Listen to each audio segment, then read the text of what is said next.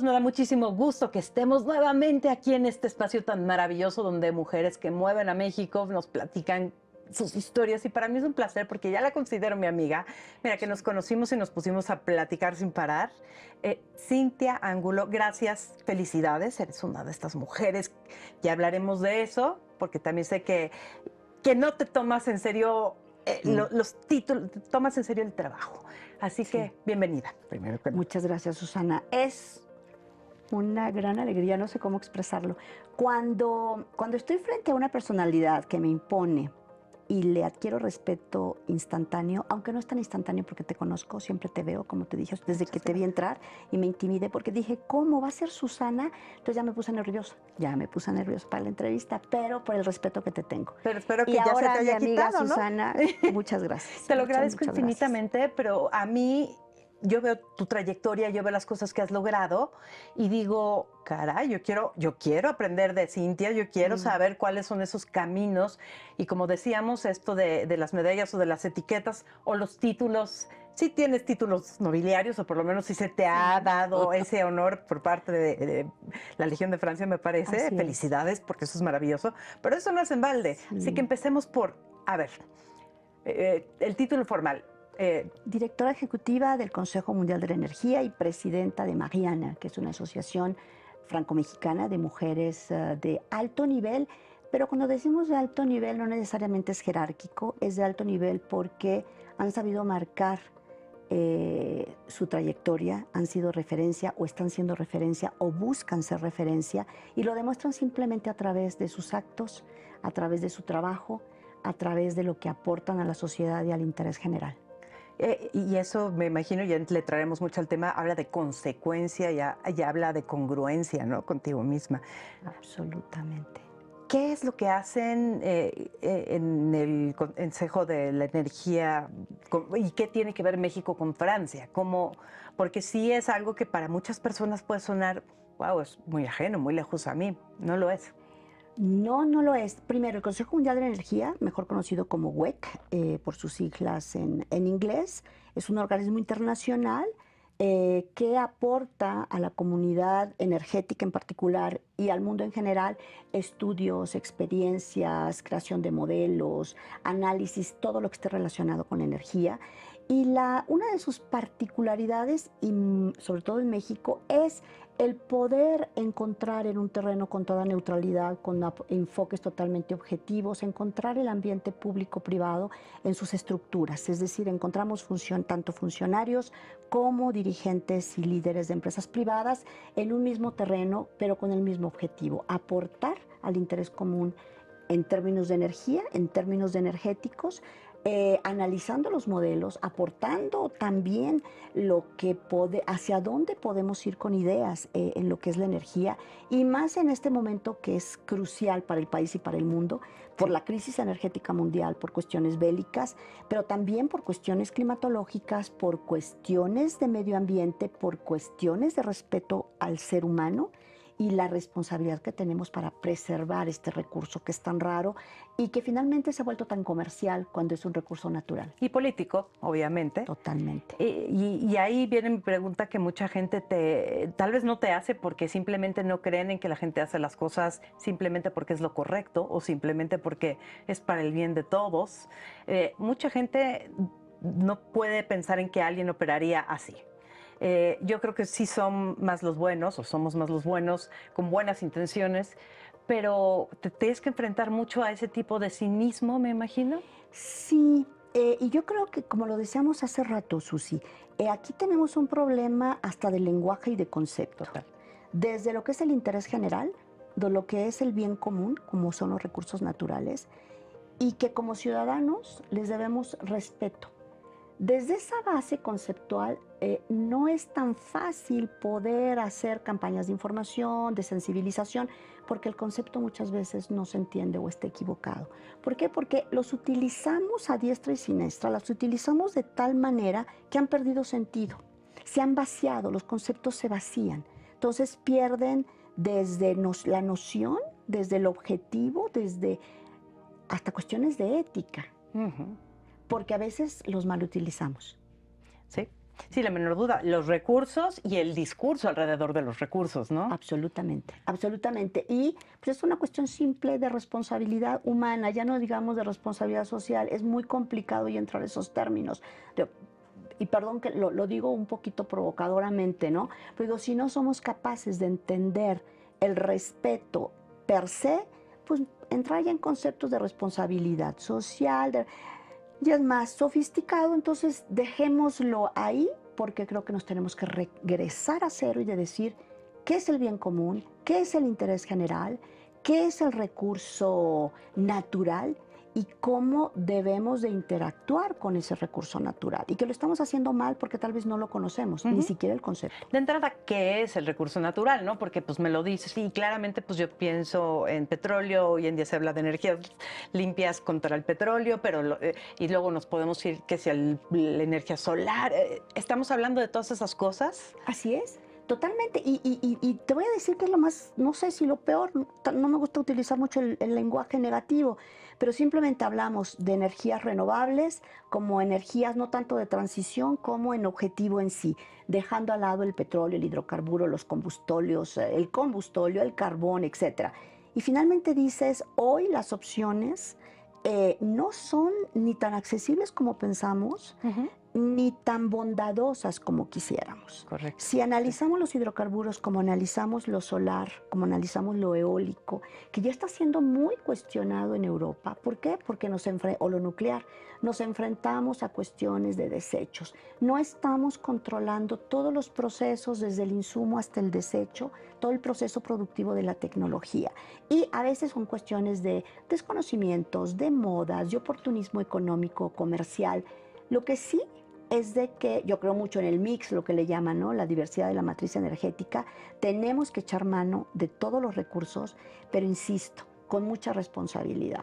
O sea, hay que tener claro que no es una cuestión de moda, no deberá ser una cuestión de marketing. Marketing es una cuestión de conocimiento, de manejo tecnológico, de uso tecnológico y de consumo. Entonces, nos enfrascamos tanto en que si es renovable, no renovable, tal o tal tecnología, y finalmente, como yo les digo a mis alumnos muchas veces, ¿ya vieron cuántas luces están encendidas hoy?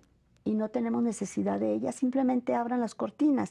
Es una cuestión de consumo, no sabemos consumir, no somos respetuosos en el consumo de nuestra energía, ni del agua, ni del sol, o sea, y ya no es una cuestión de si la tarifa es Sí, claro, regalada. como decían, que parecía una campaña un poco agresiva, pero era cierto, no se trata de pagarla, ¿no? Simplemente no hay agua. En algún momento eso fue una campaña que causó mucho, ¿Mm? pero es cierto, no, Y lo estamos viendo actualmente, es eso exacto. que acabas de decir, lo estamos viendo, lo terrible que está pasando en el estado de Morelos, por ejemplo, entre Sí. otros, ¿no? Entonces no es una cuestión de precio, no es una cuestión ya de tarifa, es una cuestión de utilización del recurso, de la distribución del recurso y de la responsabilidad de cómo lo vayas a utilizar y quién lo va a utilizar y cómo lo debemos de utilizar. Entonces yo creo que ahí hay toda una polémica que, como digo, en crisis hay que regresarnos a cero, porque nos permite, ese regreso a cero es reconsiderar lo básico, que es de lo que normalmente nos alejamos más. Sí, y además solo vemos lo inmediato, lo cual es otro punto muy importante porque decimos, bueno, yo por qué si esto ya ni lo voy a vivir para ver, pero de hecho ya estamos en lo inmediato. Ya llegó ese momento de crisis que por lo que no hicieron antes, ¿no? Me hablabas de ciencia Sí, ficción y exacto. de lo que te interesa tanto este tema, apasionante, Estos porque días. en términos tecnológicos es impresionante. Ya nos alcanzó el futuro. ¿Te Sí, acuerdas de la película Cuando el futuro nos sí, alcance? sí. No, ya nos Ya. alcanzó y ya estamos más allá de ese futuro alcanzado y ya estamos en la escasez del recurso. Entonces, pues regresémonos a cero, regresémonos a los conceptos básicos y sobre todo regresémonos a lo que es fundamental, es cómo consumimos. Dejemos el consumo como el de las aves. Y mira que me encantan los pájaros, ¿verdad? Pero pues las palomas, por ejemplo, y cualquier pajarito, no estoy analizando el cerebro, voy a analizar el aparato digestivo.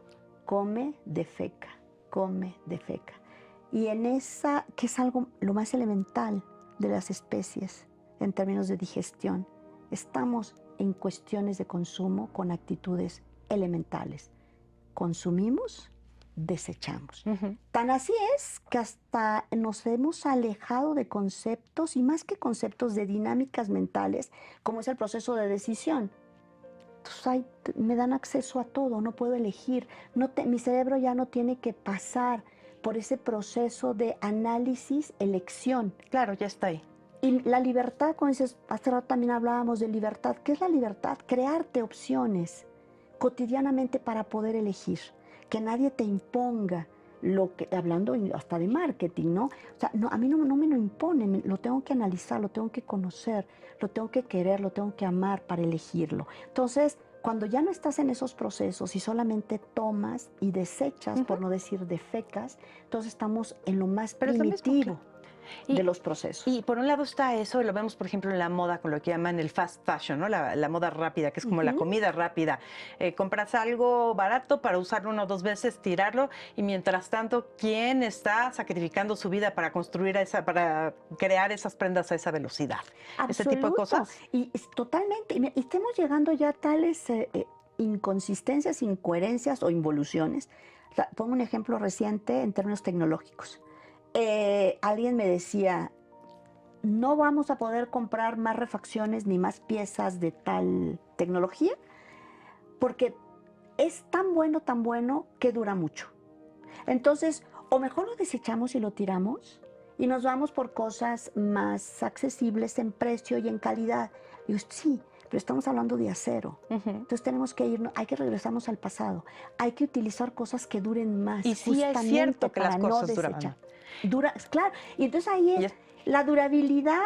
Y no quiero hablar como viejita que soy, No, no somos, no es una lo hemos visto. cuestión de, no, es si consumes rápidamente vas a utilizar más recurso, si son plásticos vas a utilizar más plástico, si es acero vas a utilizar tal vez menos acero, pero te va a durar más, no está en esos procesos tan cortos que agotan el recurso.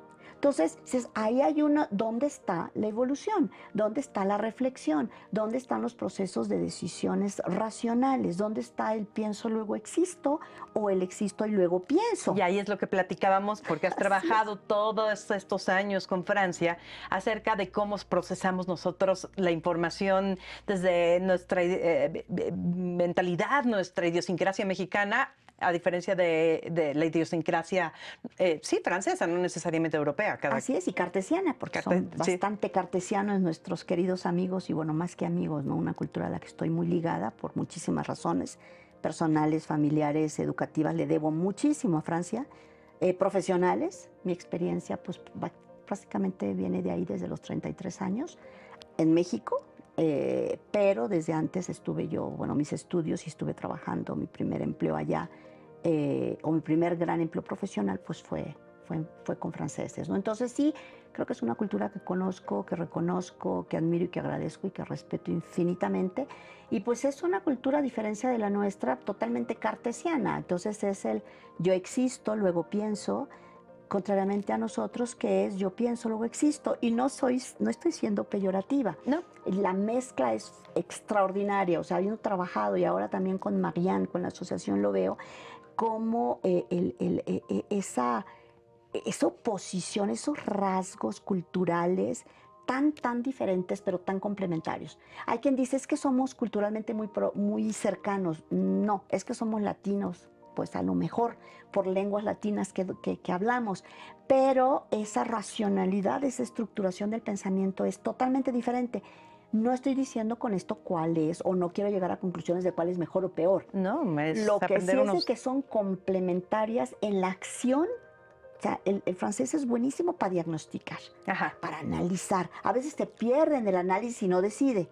Los mexicanos, bueno, o sea, vamos rapidísimo en las decisiones, somos muy intuitivos, somos muy empáticos, mucho más empáticos y no empatía en términos de simpatía, en términos de la inteligencia empática, que ya está siendo muy analizada en los países nórdicos, y que es ahí donde vamos a encontrar muchas claves en lo futuro, y sobre todo porque estamos perdiendo esta inteligencia que ya fue tal vez por IQ, por intuición, por emoción, la inteligencia también tecnológica, pero finalmente cada uno no nos está llevando a una evolución más rápida, humanamente hablando. Sí. En algunos casos nos está llevando a cuestiones involutivas. Y simplemente vemos algunas decisiones, comportamientos de jefes de Estado, de guerras, etcétera, que dice estamos colectivamente e individualmente en una involución. La criminalidad, los feminicidios, la desigualdad, para mí es una involución en términos de comportamiento. Claro. ¿No? O sea, no podemos pretender ser seres humanos completos cuando fomentamos o estamos en acciones involuntarias, la mayoría de las veces, de desigualdad. Entonces dices, algo está pasando que no estamos aprovechando, lo que nos permite la evolución humana en términos circunstanciales y poder avanzar. Entonces dices, no, estoy involucionando. Hariri, lo insisto que lo evoque tanto, ¿no? Pero me parece extraordinario este tipo joven, este filósofo, que nos muestra claramente cómo no estamos realmente aprovechando los recursos, ¿no? Entonces estamos ya llegando a una crisis que incluso nos impide llegar a procesos de decisiones naturales. Claro. Y ayer, por ejemplo, estaba yo con una gran amiga que quiero muchísimo y me decía, es que en Francia ahora para ser admitida en una gran universidad, en una gran escuela, pasas por informática, llenas tu perfil y de acuerdo a ese perfil te ponen en tal escuela, liceo Hasta te dicen qué carrera. Prácticamente, Sí. ¿no? Entonces dices, a ver, o sea, va a decidir, ya no va a ser mi talento, mi capacidad, mi trayectoria. Y al final hay cosas o detalles que dices, sí, ayuda muchísimo y a lo mejor este sistema, este método a través de las plataformas me permiten ir más rápido y detecta cosas que tal vez ya no somos capaces hoy en día como humanos de detectar. Y me parece interesante porque finalmente es la mezcla de los dos, pero perdón, el humano elige y utiliza la tecnología y no al revés. Hasta ahora, porque ahora. justo estábamos en eso antes de empezar a platicar, ¿no? Estamos Sí. como en la línea híjole, que las máquinas no cobren conciencia porque lo que no nos van a hacer. Así es, lo que no van a hacer con nosotros. Entonces, qué nos va a quedar? Pues yo sí los invito bueno, tú no, porque también lo comentábamos, ¿no? O sea, tu inteligencia empática es sorprendente. Gracias. Esa inteligencia aristotélica, ¿no? Esa inteligencia que parece que todo lo tenemos grabado y que espontáneamente en nuestras decisiones cotidianas, en nuestros intercambios cotidianos, como que lo vamos descubriendo, ¿no? Lo vamos viendo más claro, lo vemos y nos ayuda mucho en nuestras vivencias, en la adquisición de experiencias, en el mejor aprovechamiento, pero también en las mejores decisiones y sobre todo, y más que nada, a saber diagnosticar. Porque quien no se hace un buen diagnóstico no puede tomar decisiones correctas, al menos, ¿no? Sí. Lo vemos en la medicina claramente. O sea, si tengo gripa, no, pues sí, pero es que, bueno, no es el buen ejemplo. Entre apendicitis y otra palabra, ¿no? Pero sí, indigestión sí quiero. O pancreatitis. Entonces Okay. dices, a ver, el tratamiento y la intervención quirúrgica no es la misma. Si te equivocas y los síntomas prácticamente son muy semejantes o casi iguales, puede ser una catástrofe. Entonces, diagnóstico, por favor, detengámonos más en el diagnóstico. Muchas veces nos saltamos. Porque nos cuesta trabajo el entender, el sentir, el escuchar, el captar con todos los sentidos. Y ahí es donde dices, me está fallando esa inteligencia empática y nos estamos alejando. E insisto, no por nada, hoy del kinder hasta tercero de primaria, los nórdicos ya están en los programas educativos de desarrollo de la empatía. ¿Por qué? Porque nos está faltando esas capacidades a desarrollar para que podamos comprender más el mundo que nos rodea y podamos tomar las mejores decisiones. Porque finalmente es eso, la vida son decisiones desde que te levantas. Hay quien dice, la vida es negociar. Después de la decisión. Y sí, como bien dices, pero primero decidimos. Y partir de con quién estoy negociando, ¿no? ¿Estoy negociando con este argumento que ya está conformado y que no va a cambiar? ¿O estoy negociando con todo lo que compone el origen de ese argumento, ¿no? Absolutamente, a partir de un diagnóstico. Wow. Y determino mis riesgos, mitigo mis riesgos y los que no los asumo y los voy a tener que reutilizar o utilizar más bien como oportunidades porque no los puedo ni siquiera mitigar. Claro, elegir tus batallas también. Totalmente, total y absolutamente. Ahora sí cuéntame más de Marianne, de lo que hacen, porque me parece un proyecto maravilloso y me encanta nuevamente que sea internacional, que no sea solo con el ojo a un lugar del mundo. Sí, mira, Marianne es una opción de intervención para cuestiones de igualdad. Yo así lo veo al menos. Marianne me permite, primero, cuestionarme mucho sobre lo que he hecho, cómo lo hago, cómo lo hice como mujer, en pues 30 años de carrera, siendo presidenta y directora general prácticamente 30 años. O sea, yo comencé muy joven a ser directora general, desde los 33 años en Electricité de France y después en Alstom. Tuve esa posibilidad de que me dieran esa confianza, de que me dieran de que pudieran entender mi forma de inteligencia y mi forma de decisión, que a veces, muchas veces no es muy comprensible o no puede muchas veces agradar. Sí, soy muy directa, soy muy pragmática.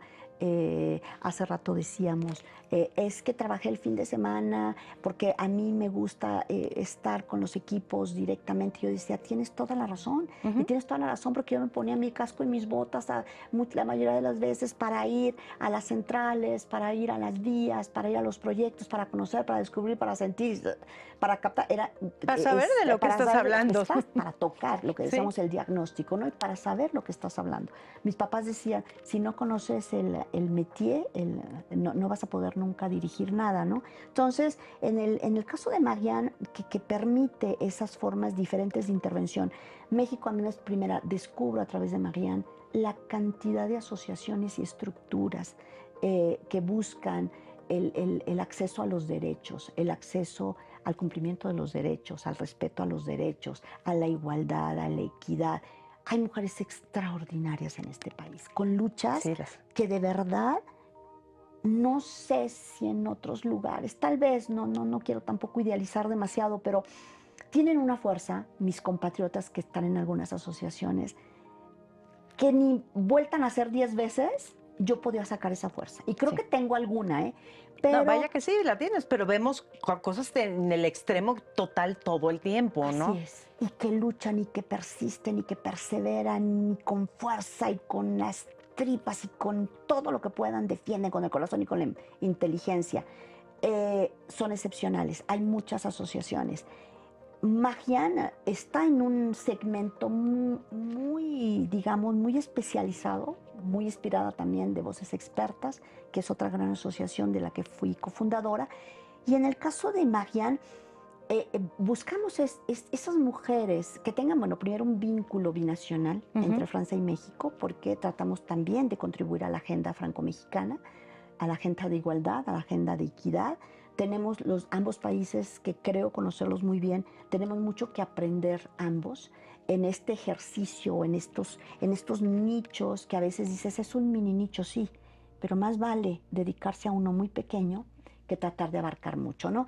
Y Marianne, primero, los perfiles son muy, muy variados, muy vastos, muy robustos.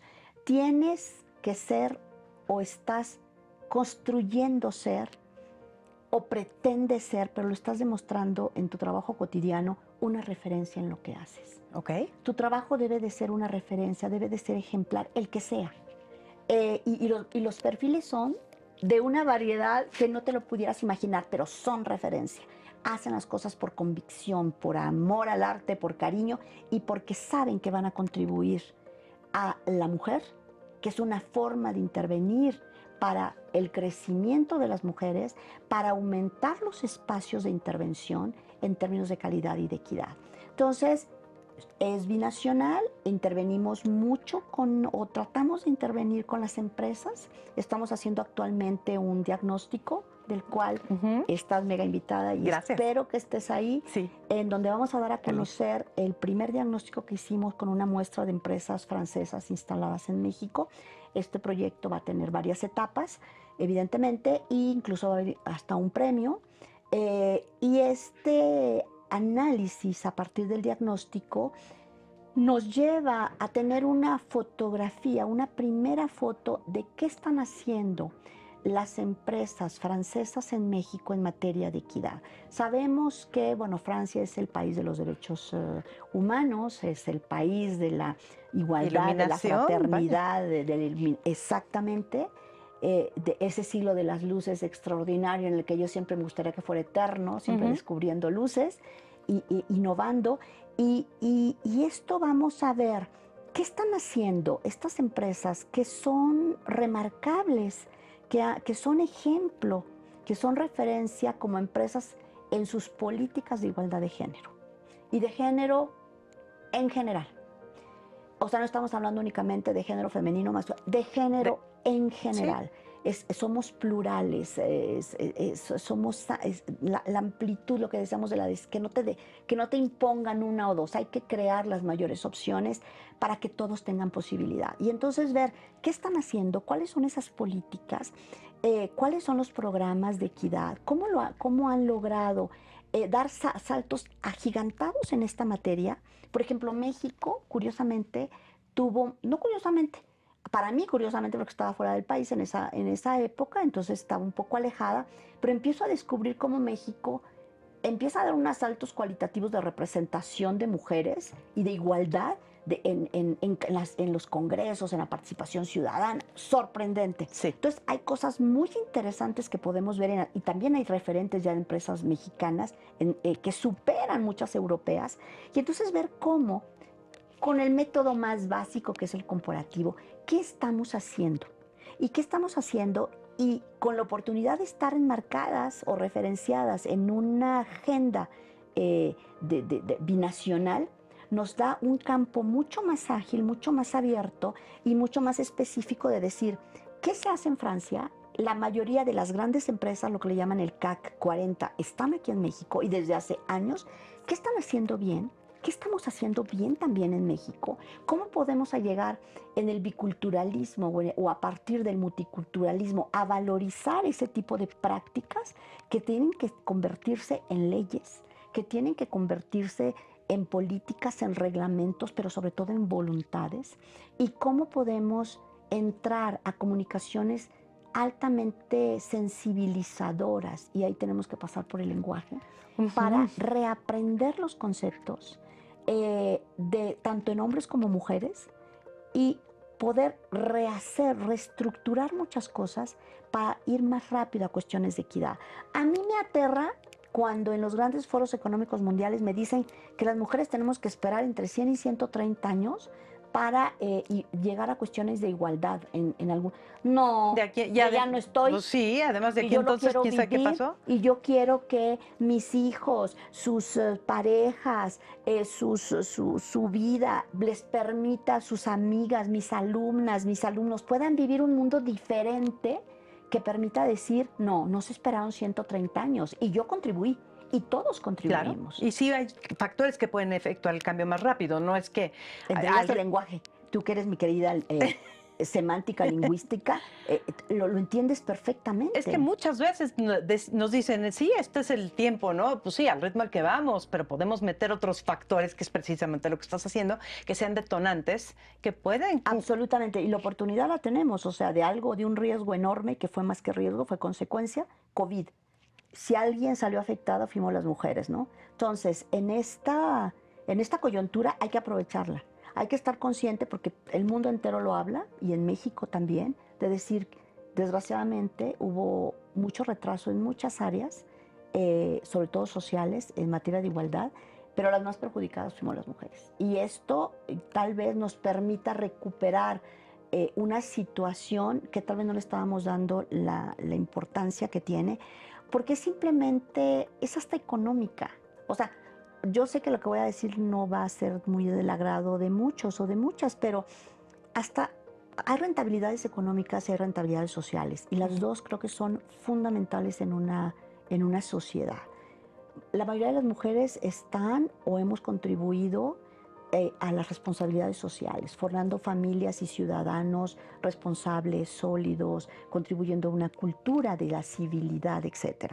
Eso es una responsabilidad social muy importante, que debe de ser prioridad en hombres y en mujeres. La historia nos coloca más en ese tipo de responsabilidad. Y luego está la responsabilidad económica, ¿no? Pero a través de las empresas, de la vida económica, de los hijos, etcétera, etcétera. Pero yo me digo, si el 50% de los estudiantes son mujeres, el Estado, nosotros, el gobierno, hemos destinado los últimos al menos 40 o 50 años del presupuesto, se ha destinado a formar a ese 50% de la población, y que muchas de esas mujeres llegan a estudios muy prolongados, avanzados, gracias de maestrías, doctorados, etcétera, y de repente no se les da la oportunidad Así es. de capitalizar ese conocimiento del cual el Estado intervino. Entonces yo creo que son cuestiones que debemos de preguntarnos, ¿qué estamos haciendo? O sea, ya no lo hagas por una conciencia social, ya no lo hagas por un pensamiento evolucionado, hazlo simplemente, yo diría hasta instintivo, la igualdad para mí es instintiva, hazlo simplemente por una recuperación económica. Tienes que integrar el valor y la inversión que hiciste en esa población, lo tienes que reintegrar para capitalizarlo y puedas seguir creciendo y tengas efectos multiplicadores. Hoy lo estamos subutilizando. Hablábamos de los recursos naturales, los destruimos y los subutilizamos o lo malutilizamos. La mujer no es un recurso, pero estamos haciendo exactamente la misma estupidez. El comportamiento. Nos comportamos un poquito como virus también. Sí. ¿No? Hablando de... Qué impresionante todo lo que me cuentas. Me encanta además que tengas el ojo puesto, o que tengan el ojo puesto, no solo aquí, porque muchas veces solo hablamos a partir de nuestra realidad inmediata, ¿no?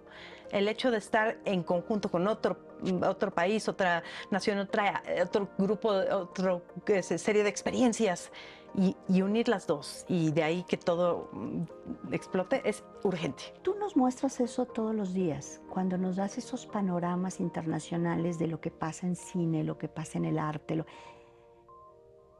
Y yo creo que no hay peor daño que uno se puede hacer, o una sociedad en general, que el ser ombliguistas. El aprendizaje, hace rato hablábamos del método comparativo. Si no tienes una referencia, no puedes comparar y no puedes valorizar y no puedes crear.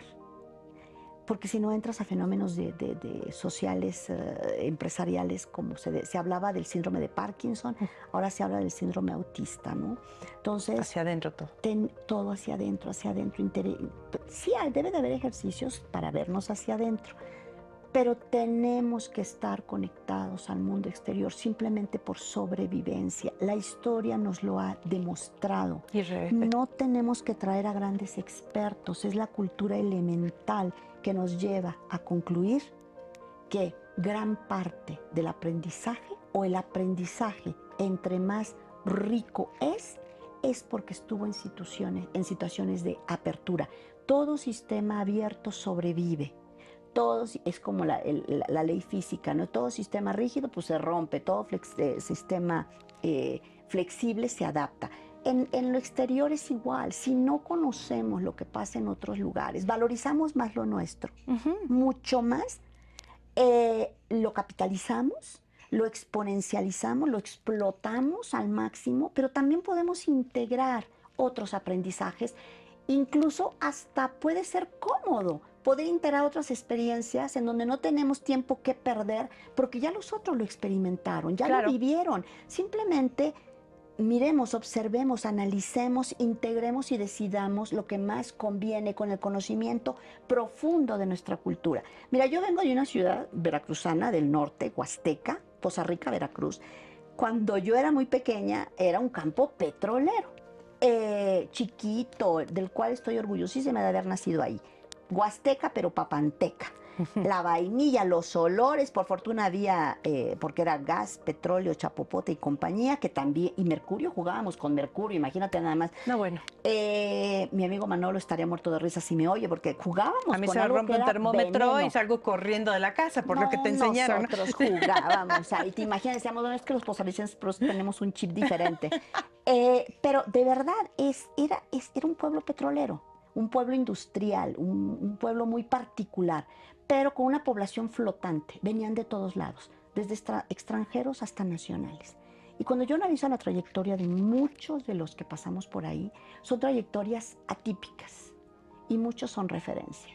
Y cuando dices, pero si nada más había 2 escuelas, cuando estábamos, o sea, a lo que nos tocó, solamente había 2 albercas, 2 piscinas, no había ni siquiera sitios para hacer deportes. Te puedo hacer una enumeración también.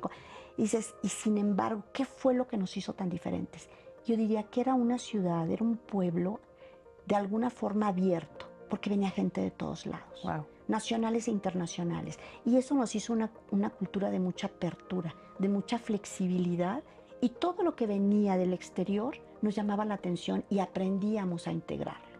Entonces yo creo que es eso, ¿no? El multiculturalismo. México es, para empezar, somos un país mega variado, que ni siquiera hemos capitalizado. Ni siquiera lo reconocemos. No lo reconocemos. La gran no familia mexicana, todos iguales. ¿Dónde está? Sí. Ujú. ¿Sí me estás? Totalmente. Entonces ahí yo creo que es, Marianne puede también aportar, puede ser una apertura, una ventana que dice, aquí estoy, aquí estamos, este grupo de mujeres que pretendemos, que queremos, que luchamos y que vamos a lograr filtrar, al menos en estos dos países de referencia, las mejores prácticas para ser mejor. ¿Ves que no nos iba a costar nada de trabajo tener una plática que podría durar horas y horas y horas Porque más? es contigo, Sus. Y porque es contigo. Hay mucho que decir. Gracias. Sé que tú no usas palabras, usas acciones para llevar a cabo todo lo que eres, pero sí eres parte de este grupo maravilloso de mujeres que mueven a México y nos piden que te pregunte y tú respóndeme como veas. ¿Tú cómo mueves a México? Aunque creo que llevamos casi una hora hablando de ello. Creo que abriendo opciones, dando oportunidad y buscando alternativas para que el acceso a la igualdad se pueda dar más rápidamente. Creo que esa es una contribución. Y en lo que compete a Marianne, y creo que hoy es lo más importante. Y muevo a México, pues todos los días, tal vez con mis forma de ser a veces un poquito cínica y provocadora. Tengo que provocar para mover a mi país. Hay que hacerlo. Aunque me cueste mucho. Y me ha costado. Te lo creo y por lo tanto te lo agradezco 10 veces más, porque Gracias, eso es lo que necesitamos. Muchas gracias, Susana. Es un placer, de verdad. Y te seguiré viendo. Nos seguiremos. Todas Es un las hecho ya. noches. Este fue el principio ya de esta nueva etapa de conocernos. Sí, y ahora espero que sea personal, porque de verdad Lo será, yo estoy se feliz. queda chica la pantalla. El verte todos los días desde que regresé a México es un placer. Y siempre digo, voy a aprender algo, me va a llevar a otros mundos que a veces no tengo posibilidad de acceder. Y tú me has dado acceso también a otros mundos, a otros puntos de vista, a otros universos que me permiten disfrutar mientras te estoy viendo. Gracias por lo que haces. También mueves mucho a México, Susana. Pues, muchas gracias. Un honor y de aquí en adelante juntas. Gracias, Cintia. Gracias, Susana, de verdad. Y gracias a ustedes por acompañarnos. Qué deleite, ¿no? Estas son verdaderamente pláticas de las que uno sale con el corazón lleno, pero también la cabeza de ideas y de cosas que podemos hacer. Gracias, Susana. Nos vemos muy pronto.